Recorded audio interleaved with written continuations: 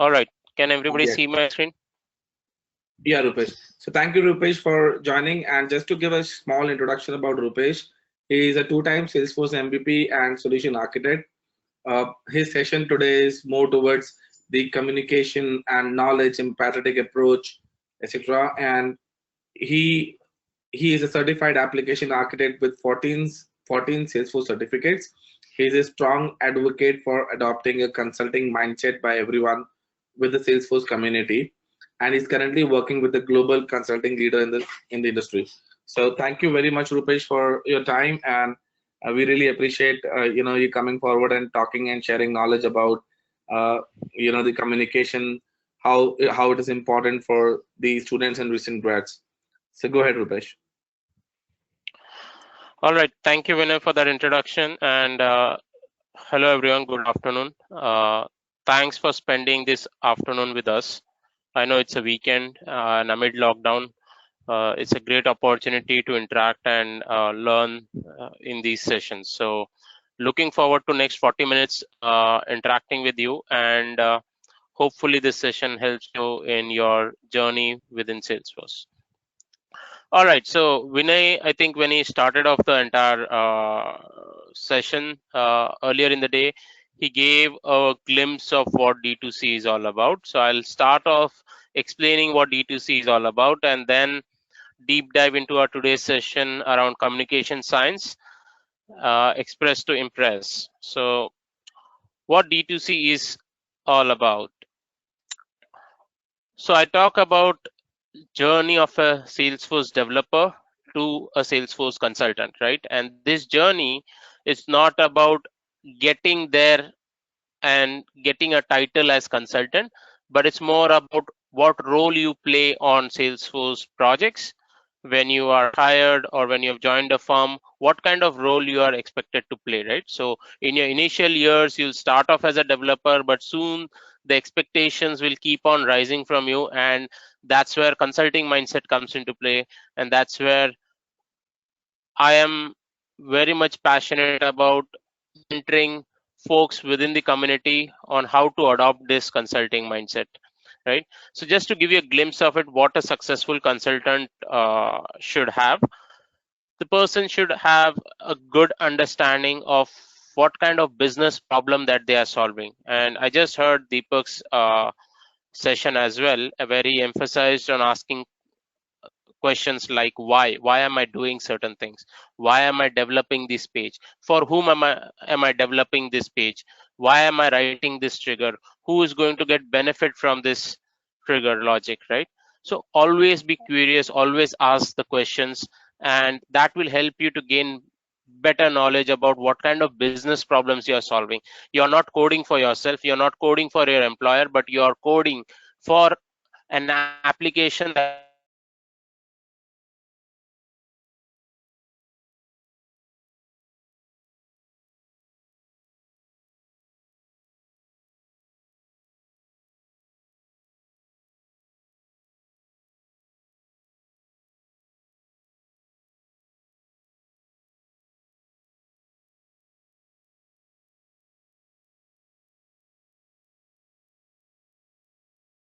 problems you are solving. Salesforce as an ecosystem.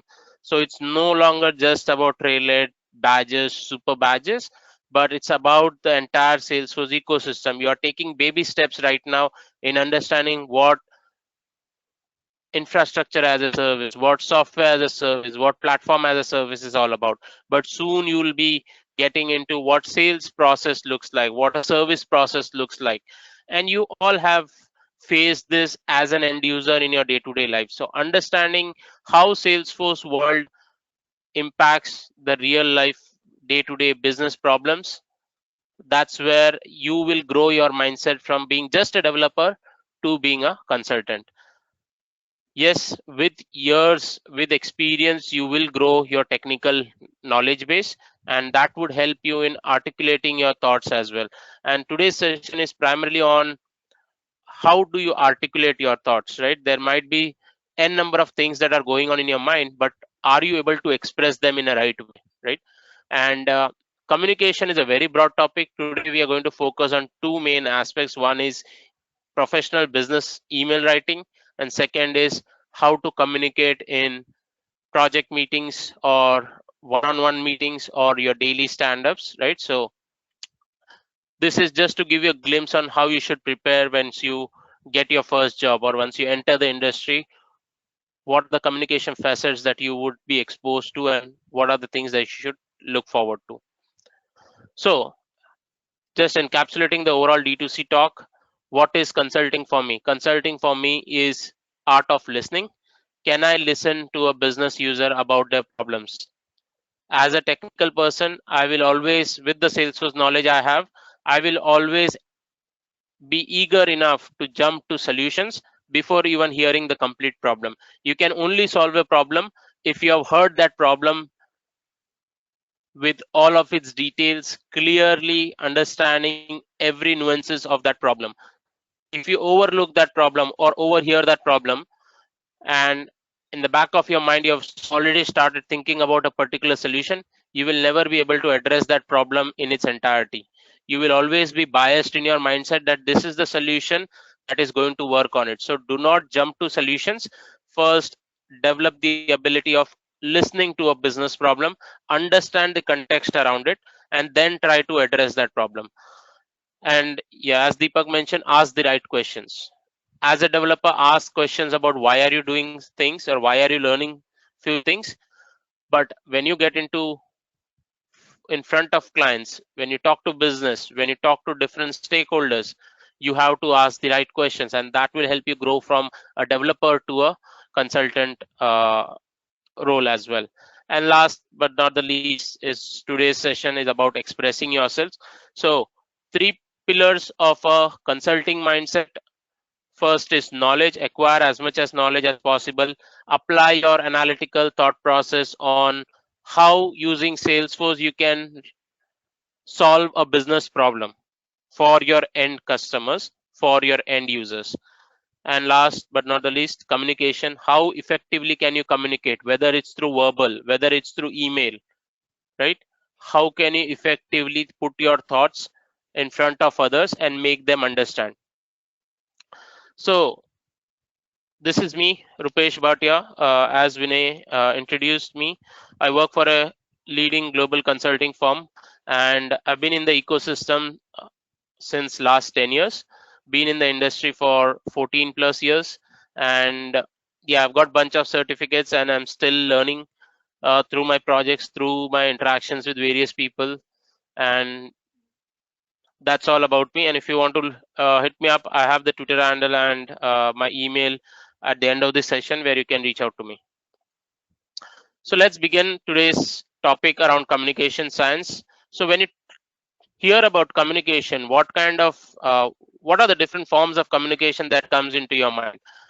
And because the time slot that we have is very limited today, I'll just deep dive in quickly.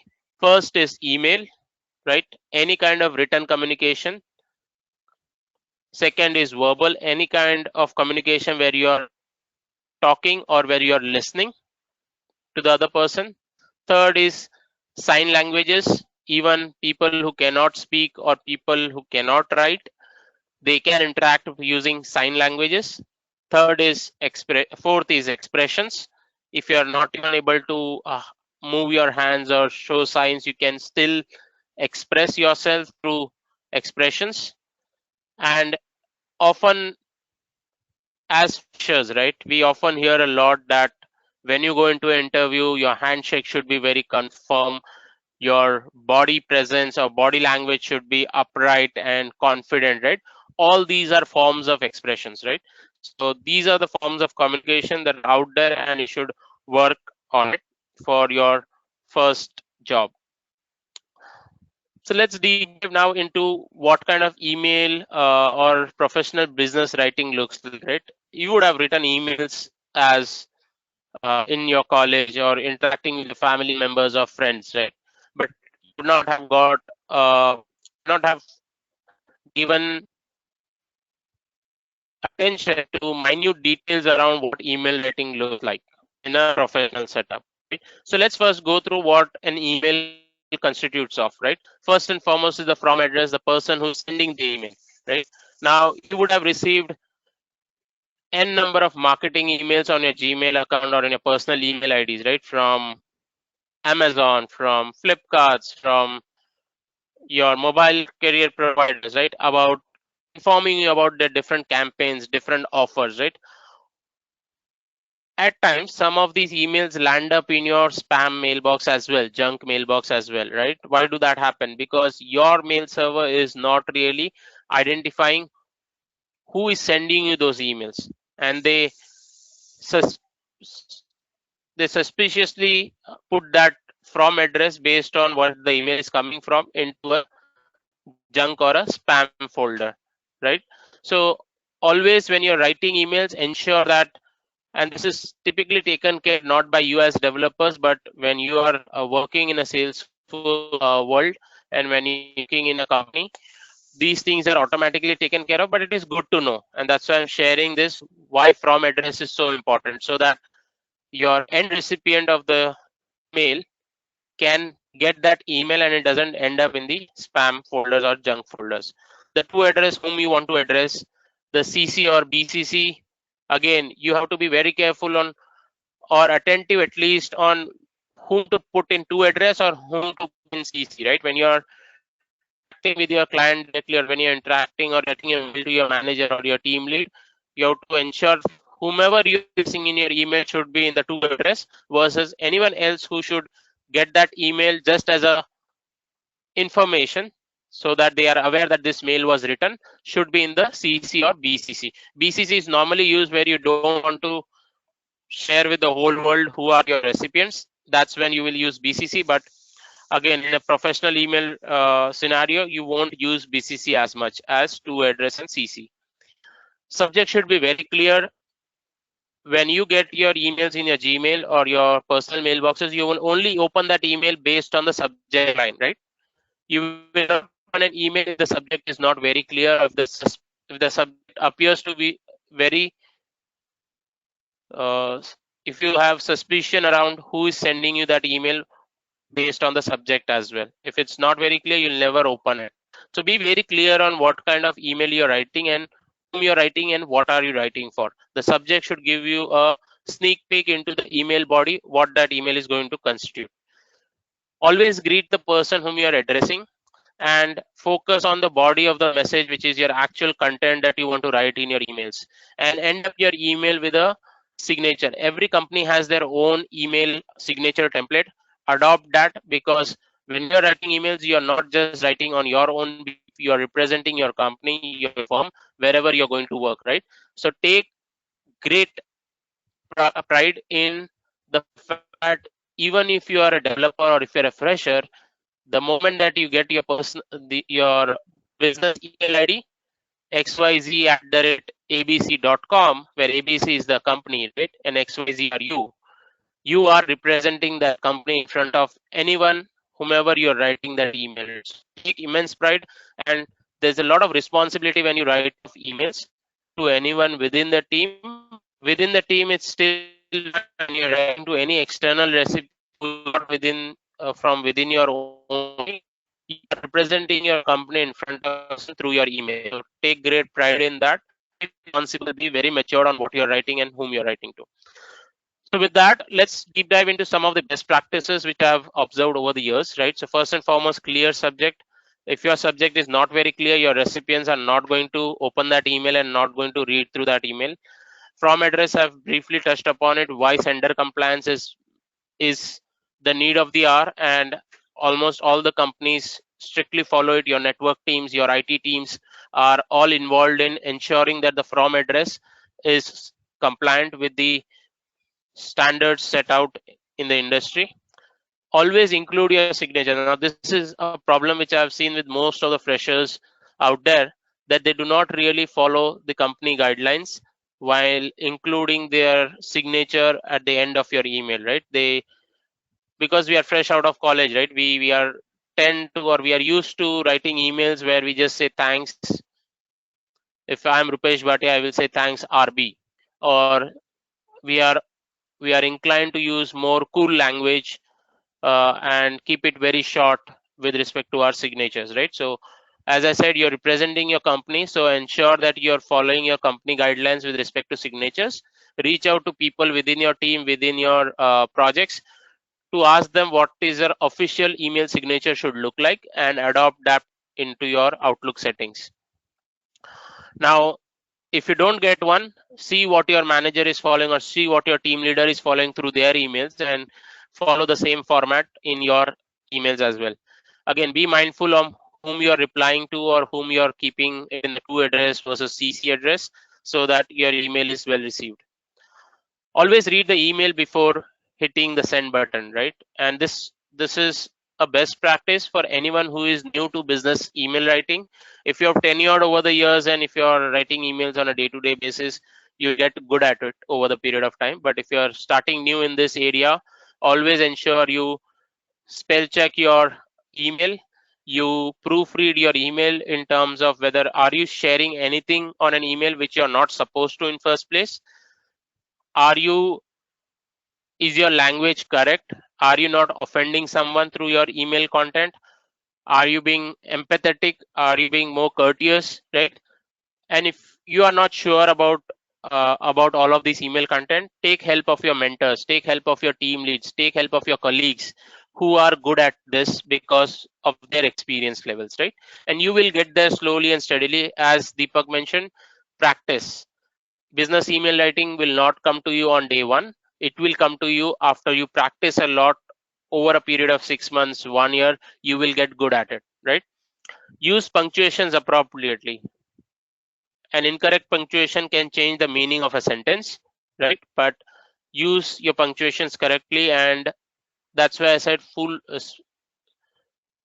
read your mails again before hitting the send button. Do not disclose any confidential information. If you're not sure about it, reach out to people who can assess your email content and help you validate the email content as well. Respond within the time. It's a good practice or a best practice to always ensure that when you start your day on your professional life, always go spend 30 minutes or 10 minutes or start of the day to clear all of your email backlog. Ensure you're responding to all the incoming emails. If it's addressed to you or you have an action item listed on an email, always ensure you're responding back to them. A typical response time would be 36 hours to by max 48 hours. That means that within a day or a day and a half, you should be in a position to respond back, unless you are on a PTO or you are enjoying your vacations.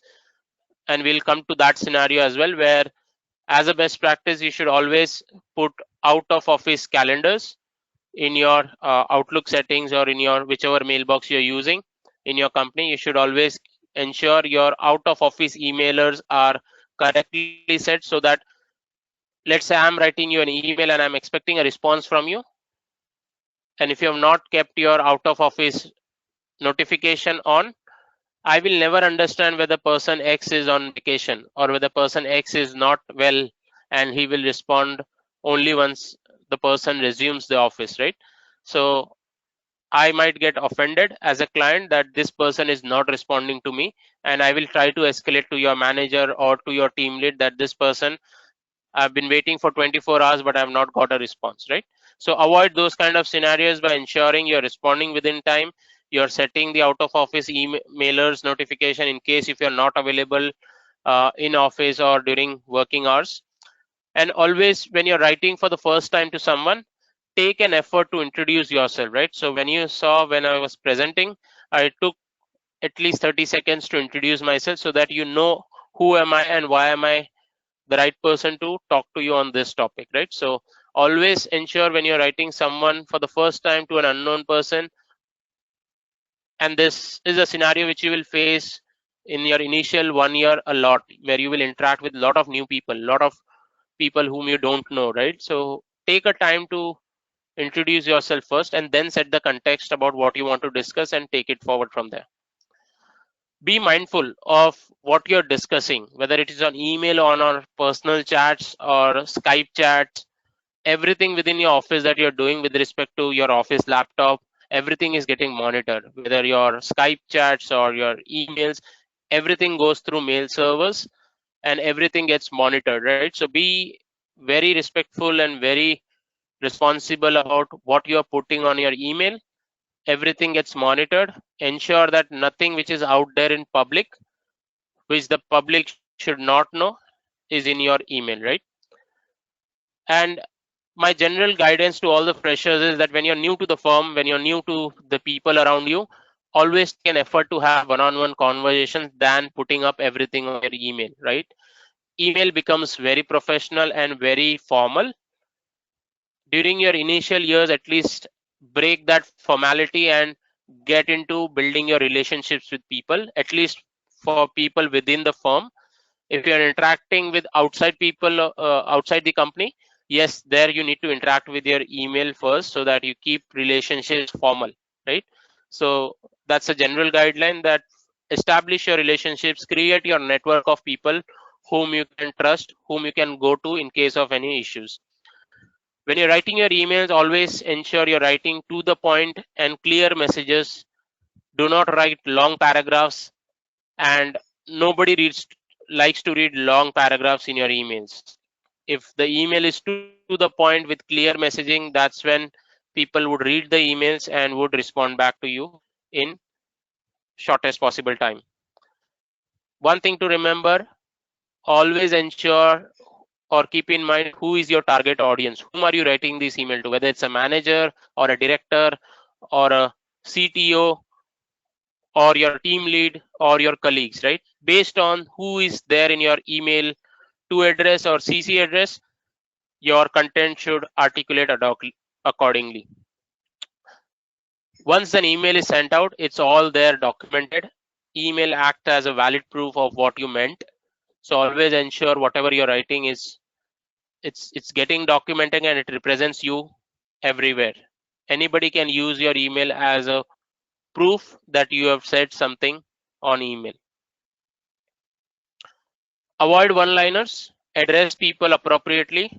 We often have this habit of replying back with one-liners on an email, right? So avoid that scenario when you're writing professional business emails. Always ensure you're addressing that person, hi, Mr. ABC, and then write your one-liner. Even if the response can be done in one line, always ensure you're addressing that person. Out of office notification, again, there has to be a template on what to write in your out of office emails. If you're not sure about it, ask your peers, ask your colleagues, ask your team leads on what should I set in my out of office notifications. Avoid slang language. Till all these years through our college, school days, we have all been used to using WhatsApp, Facebook, all cool technologies, right? Where we are used to using a lot of slang languages. For thank you, we say TY, right? Or short forms. Avoid that in your professional emails. Keep it very clean and clear and avoid large attachments. If you want to share a large document which is more than 5 MB, I always suggest that put it out on a shared folder. Every company would have a SharePoint or a common sharing place where you can upload your document and share the link from that place into your emails, so that the recipient mailbox is not getting overloaded with the attachment download when they are receiving your emails. So always keep it on a link. That's the best practice and the guideline. So with that, I'll give you 4 scenarios, right? And you can think about how will you write these emails on your own, okay? But in the interest of time, I'll quickly walk you through on how I would have written those emails if I were in your position. So let's go through them, and if you get a chance, give it a shot by writing it on your own, right? And you'll feel more confident that you were able to write these emails.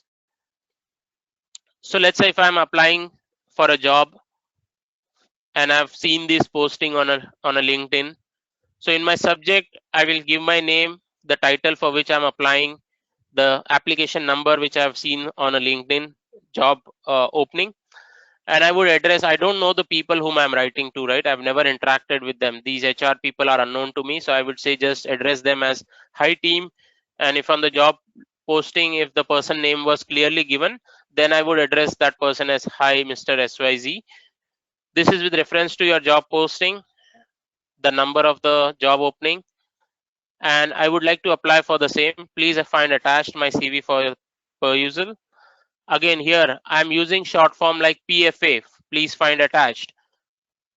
There are certain short forms which are allowed and which are more which are allowed in your business emails, like please find attached, please find below, right? These are some of the acronyms which you will use and you will learn as you go along. I'm available on below coordinates. Below coordinates are my contact details which are mentioned in my email signature to discuss any next steps and looking forward to hear from you. So very professional, very clear. What am I expecting? I'm giving my CV and I'm expecting a call back on my contact details which are mentioned in my email signature. I'll take 10 seconds to explain the email signature as well. Again, this varies company by company. You should focus on what your company gives you as a guidelines. It's a brand of your company that you're representing it through your email. So ensure you're following the firm guidelines. So thanks and regards, Rupesh Bhatia, with the title, what title I hold within the company. This is typically your designation on your offer letter. Business line, what kind of, if a company is big enough and they are doing businesses across multiple service lines, which business you are employed for, right? So give your business line, your mobile, your email, and your official mobile number, your company website, so that any external person who is receiving your email, who is not from your company, can, and if they have interest in knowing more about your company, can go through those email websites or LinkedIn or Twitter channel. Based on the guidelines, you can add all of that information in your email signatures. I typically use this as a best practice of mentioning my upcoming PTOs. PTOs are like personal time offs, right? If I'm going on a leave from next Monday onwards, I'll ensure that all my clients are aware that I will be on PTO from this date to this date, so that they are aware. And if there is any project dependencies or any critical meetings that is coming up in next week, they take informed decisions that I will not be available and can reschedule the meetings or bring them into this week so that I can cover those aspects well in advance. And the last line here is more from environment warning that do not print this email unless it is really required. So I hope this helps you in your job applications when you're applying for your jobs. The next one is, let's say if you're going on a if you want to leave, right, and you want to apply for a leave, and you're already part of the company, you are working on a project and you want to apply for a leave. So I would address someone saying that, hey Om, I want to inform you that I'll not be able to join office due to a family emergency. Mention the reason if you're comfortable in mentioning those details on an email, or you can call up the team lead and give them the heads up. We'll need to travel out of town for next 3 days and we'll resume office on so and so date. And below are my tasks which were assigned to me, and these are the updates, so that the team lead or the manager is not dependent upon what kind of follow up I needed on your task, right, which were given to you. They are well informed and they can take those tasks and give it to someone else based on what updates you provide, right? And regret the inconvenience. I know that I'm taking an unplanned leave. It was not planned in advance. There is some family emergency which I need to go for, and I'm available on phone in case of any urgent queries. Email signature I've already covered in the previous email. So I'll definitely request you guys to take a shot at it by your own so that you can practice it as well. The third scenario is you have attended a daily team meeting and you want to send out a minutes of the meeting. And again, MOM is acronym for minutes of meeting. As a fresher, when you get started within your professional life, you will be expected to document all of these team meetings as well. So just a template on how you should go about it. Hello team, thanks for your time today. Please find below minutes of meeting of our discussion today. The topics discussed were topic 1, 2, 3, and if there are any action items on each of those topics, and if there are any open questions on each of the topics, you can list down those open questions as well. If there are risks highlighted by the project leader or the project manager on the project, what were the risks and what were the mitigation plans? And let me know if they have missed out anything, and feel free to update if I've missed out on anything, right? So quickly gliding through the next one, and this particular scenario you'll face a lot when you have gained some experience on projects, let's say 1 year, 2 years, 3 years, right? But this is something which I've seen that practitioners or professionals fail in doing effectively. when it comes to project scenarios where your client, sorry, where your client or your onshore team members are pushing you for doing certain things, and you're not comfortable in doing that thing because you think there is a better technical solution or a better technical approach on addressing a particular business problem, right? That's where you should push back on requirements by explaining your thought process. So we have gone through the requirement and completed our analysis as well. Here's the description of the requirement. If there is anyone in the address, to address or CC address, who are reading this mail for the first time, who are not aware of what you're discussing on an email, right? So it's better to give some context about that requirement. This was the current proposed solution in our meeting today, and based on our analysis, this is what we think is technically feasible. Here are our alternative approaches to resolve this business problem. Is there any impact on project timeline? If someone is expecting you to do, if someone is expecting from you to do it in next 5 days, and if you think it's going to take 8 days, right? Explain your proposition over here, why you think that is going to take additional 3 days. What is the impact on cost? Again, the cost factor is typically taken care by your project managers and project leads. You need not worry about it. And attach any supporting document which can support your claim on you need additional 3 days, right? So it has to be fact driven and it has to be data driven. You cannot just go and ask for additional time because you're not able to complete it. You have to justify on the complexity of the task, the complexity of the solution, and the time that would be needed to complete that task.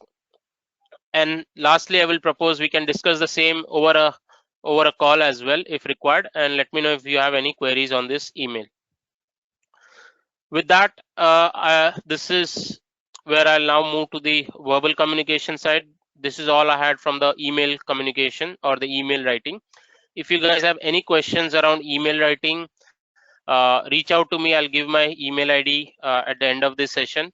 But ensure that you are reaching out to people within your company and trying to absorb as much as possible. This doesn't come on day one. This will not come to you on initial 1 month. This will come to you on regular practice on your day-to-day project work. When you're responding to people over emails, you will get better at it. With that, I'll move to the verbal communication part. Whenever you're in a verbal communication, right, identify what kind of role you're playing, whether you are the audience over there in a listening mode or whether you are the speaker in that particular discussion, right? Now, your team meetings can be multifold, whether you're meeting as just one team, the project team which you're part of, or it could be multiple teams who are meeting together to give updates about their thread or their work that has been assigned to that specific team, right? So your team meetings might vary from like 3 or 4 people to like 50 people, right? Based on that, you need to identify what role you're playing in that particular discussion, whether you are going to be more as a active listener who is going to take documentation and going to take notes around it, or who's going to be more of a contributor where you're going to talk about specific topic because you are the expert on that topic, right?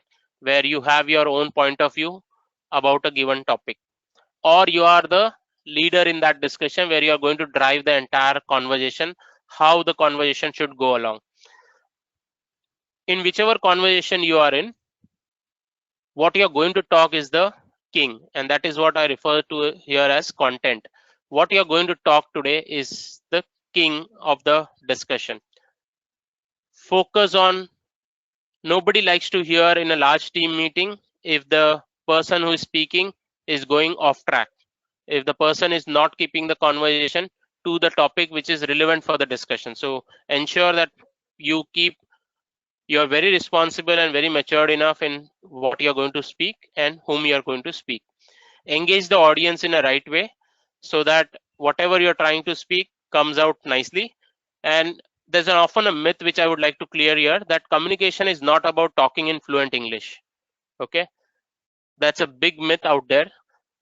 If you are able to express yourself in simple, plain language that is understood by your recipient or your person with whom you are talking, you have done your job. You are good at communication if you are able to do that. Okay. And the ability to pick up simplest of the language comes with clarity of mind. If you're not sure about what to talk, what am I going to talk about, right? If you're not sure about, okay, whatever code I have written is for what I have written it, for whom I have written it, right? What kind of business process it is catering to. If you don't have the context about what you're doing in your project, you will never be confident about speaking about that topic, right? Whether it is on one-on-one conversation or whether it is in a team meeting, unless you are having good solid hold on what you're doing, why you're doing, how you're doing, unless you can answer all of these what, why, how, when, you'll never be confident enough talking about that topic. So ensure that you build that confidence over a period of time by asking more questions and addressing all of these key areas when you're working on a project. Keep it straight to the point, address the subject that you're talking, and do not go into loops or do not give large jargons, right? So that everybody is engaged, you are addressing the point, and talk with conviction. Okay. Conviction only comes with confidence, and confidence only comes with when you know your subject, right? You know what your code you have written, you know for whom you have written the code, where this code is getting applied, what is the error. You can only debug if you know your code well, right? So all these are attributes or traits of a good communicator. With that, you will build your confidence and you can speak with conviction. Common challenges or common observation points from my experience with working with freshers is they tend to remain silent because they think silent is the best defense. If you don't speak up, nobody is going to notice you, nobody is going to pick you on any question, right? Again, that silence comes with because you're not confident, because you're not sure about what, if someone will ask me the question in a team meeting or in a large gathering, what should I answer? Because you don't know your content. At times, you are very conscious about your state dialect as well. You're conscious about that you don't know fluent English or you can't communicate in fluent English, right? These are myths. Again, I'm totally fine with a fresher talking in their, having their mother tongue as a slang in their English speaking as well, right? It's natural. If I'm from Kerala or if I'm from North India, right? My whatever I'm used to speaking in my hometown or in my home or within my friend circle, that's the flavor which will come out in my English speaking as well. But as long as I'm able to communicate to the other person in a very simple language, it doesn't matter what the dialect is. What matters is, are you able to convince the other person what you're trying to communicate, right? And things will improvise once you practice this on your day-to-day project work. When you speak out aloud with a lot of people around you, you will gradually see improvement in your speaking as well. Learn to say no, be assertive. When you say no, don't come out as a person that is always going to say no. If I as a team lead come to you with a requirement, don't just say no that I'm not going to do this, or because it's outside my business working hours, or I don't know this topic, that's why I'm not going to do this. Always say no when you have enough reasons for it, and explain it in a manner, why are you saying no, right? There has to be a justification when you say no to anything, right?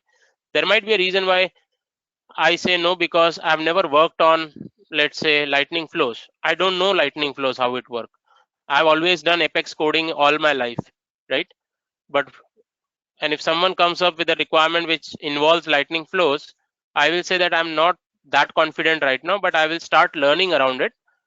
And if you're expecting me to do this work in next one day, I might not be the right person to do this. Let's give it to person Y, because he or she knows lightning flows in depth. I will learn in next one day or 2 days or 1 week, and I'll ensure that next time when you come up with a similar requirement, I'll be able to deliver it in 1 week, right? Now I'm explaining why am I saying no, and my team lead or my peers would understand where am I coming from, rather than just saying no, I have never worked on it, I'm not going to work on it, right? So always be assertive on why are you saying no, and back it up with substantial amount of context on why are you saying no. Uncomfortable in introducing yourself, and this will happen on your first day of your job, in your first ever team meeting, in your first ever interaction with your project director, in your first ever interaction with your practice lead, right? Whenever you meet someone for the first time who is at a senior position or a leadership position, you will always have that uh, uncertainty of how that person would be, whether that person would understand me as a professional or not, right? What if I say something and it doesn't go well with that person, right? All these are measures in which you will feel uncomfortable. Don't worry, the person on the other side is also a human. You are only going to learn from that person if you interact with that person, right? You never learn from a person by just never talking to that person. You might never know that your director and you share a common hobby or a common passion about, let's say, learning music or playing a guitar, right? Only when you interact with them, you will be more comfortable in your future interactions. And I always encourage my freshers in my teams that speak up and reach out to me whenever possible at whatever day in time. I'm always available on my phone, email, chat.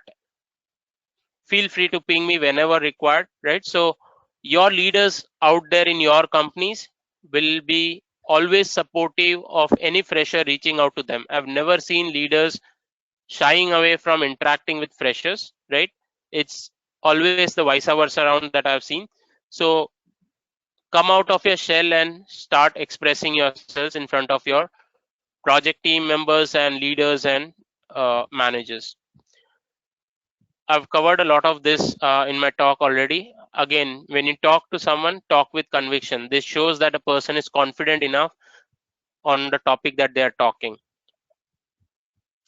As I said earlier, during your initial tenure within the company, always go for one-on-one discussions, because that's where you are going to build your relationships. And as a individual, I'm comfortable in talking one-on-one only to individuals whom I trust a lot, right? So build that trust within your team, within your company, within your close group of friends in the initial 1 year, so that you have those trusted individuals whenever you're unsure about a topic, whether it is technical, non-technical, with respect to the company, with respect to your personal life, right, or your professional life. You should always have those few individuals whom you trust, whom you can go to, whether it's within your family, whether it's within your friend circle, whether it's within your office space. Go out to them and have that one-on-one conversation. I've faced many a times where people were hesitant to come to me, but when we had those one-on-one conversations, things were streamlined. Things were There are a lot of thoughts which goes on in our mind, which we can clarify when we are in a one-on-one discussion. Now, these one-on-one discussions are not professional in nature most of the times, but if you're doing within an office setup, let's say in a business meeting room, yes, it might be a formal one, right, where you're discussing your career growth, where you're discussing what should I do next to go to the next level, right? What should I do to get promoted? What should I do to get learn a new module in Salesforce? All of those discussions can be formal, but when you are over a coffee discussion or over a lunch discussion, or just taking a walk around your office campus, those kind of discussions could be informal, and you can open up your mind and heart in front of these trusted individuals. The next set of conversations which you will face a lot when you're in a office setup is your daily project team meetings, right? If you are in a team meeting where only one person speaks and rest of them just listens to that person and comes off from the meeting, avoid those kind of meetings. I am not a big follower or advisor of these kind of meetings.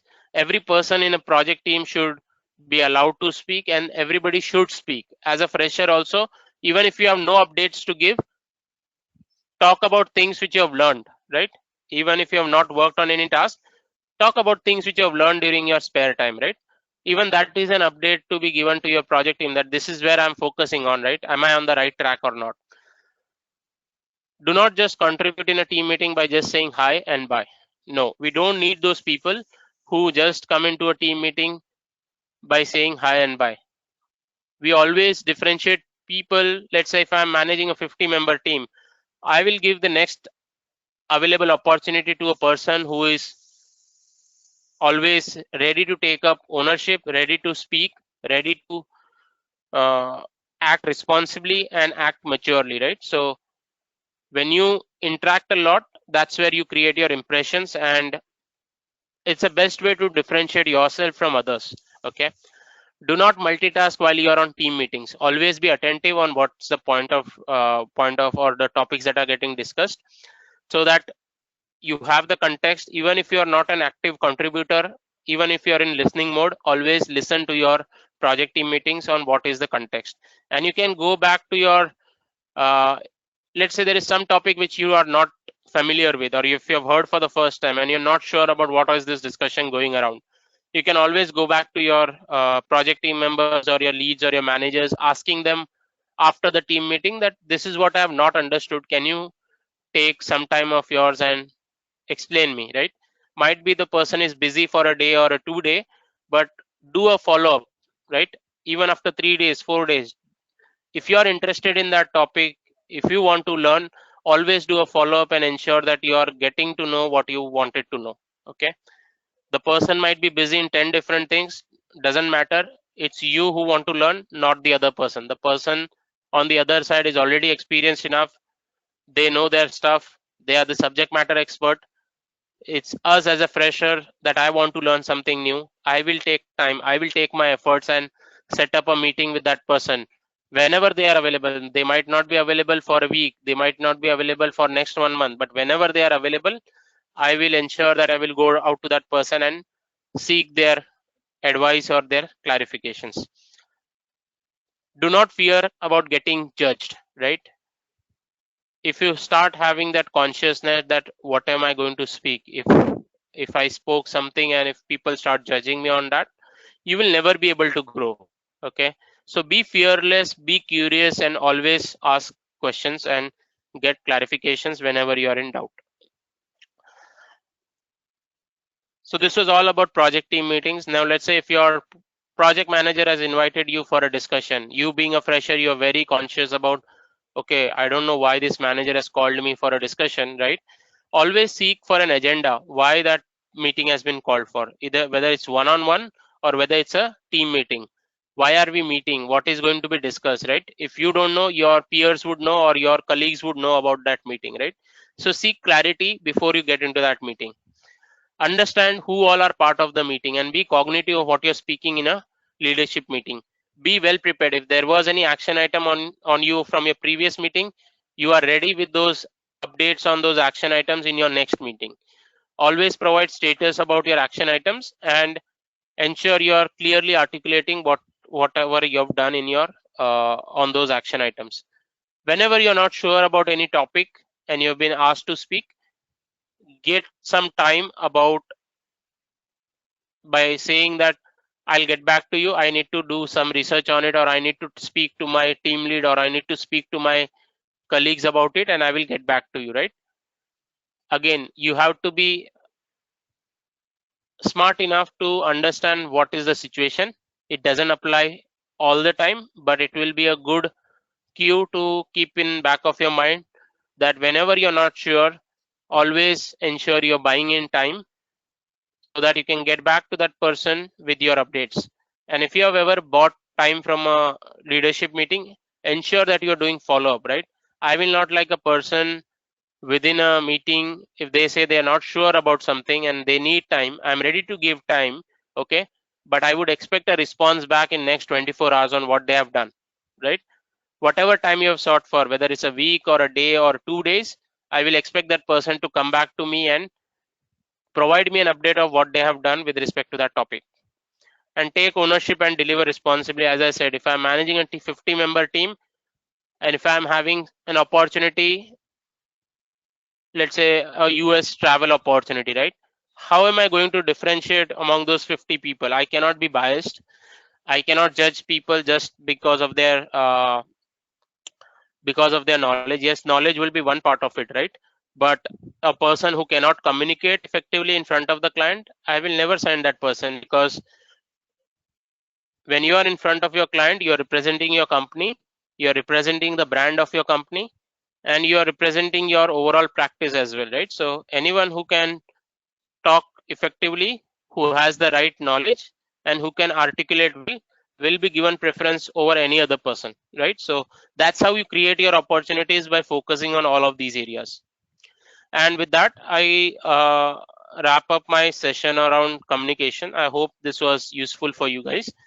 And yeah, these are some of the references from web, as well as some of the trailhead links, which will help you sharpen your skills around communication. The last 4 links are from trailhead. The top 2 links are around email and delivering presentations.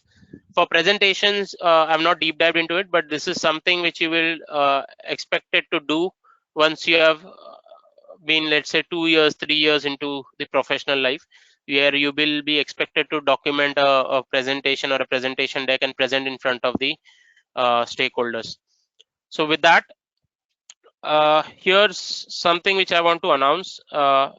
Here's my Twitter handle and the email ID on which you can reach out to me if you have any queries. I'll give you 15 seconds to take a note of it. Okay, you might be wondering what is this link called bit.ly/Hira Bhatia. Okay, so this is not known to Vinay as well. I'm going to announce something which is close to my heart. Anybody in this audience who wants to get into Salesforce and who has done trailheads, who has done put in a lot of effort to get into or understand Salesforce world, right? Obvious is that the companies are going to ask for your certifications as a proof of, or as a validation of your knowledge, right? Most of us in India are well equipped or well financed with respect to our family conditions, with respect to our financial support on taking up this $200 Salesforce certification, whether it is PD1 or admin. But there will be few people out here, right, who cannot financially support a $200 investment in their certifications, right? So hit this link and let me know why you cannot support your own certifications. If I find a person who needs that financial support because they cannot afford their on their own based on their family background or economic situations, I vow to support at least 2 people from this from whoever submits their application, to support them on their certification, first certification of $200, to at least 2 people to begin with through this initiative. And Hira Bhatia is name of my mom. Today is her 10th death anniversary, and on this occasion I would like to just announce an initiative in her name. Whoever needs a financial support in completing their first ever Salesforce certification to get into Salesforce, I'm ready to help those potential candidates. Okay, again, if you are well financially off with your family and everything, do not submit your application, because this is only for people who are in need, who need our support, right? So please be very transparent and very self-judge yourself before submitting into this application. Okay, we really want to help those people who are in actual need, versus opening it up for everyone who can still afford on their own, or whose families can still back them up, or whose communities can back them up financially. Okay, with that, I'll hand it over to Vinay.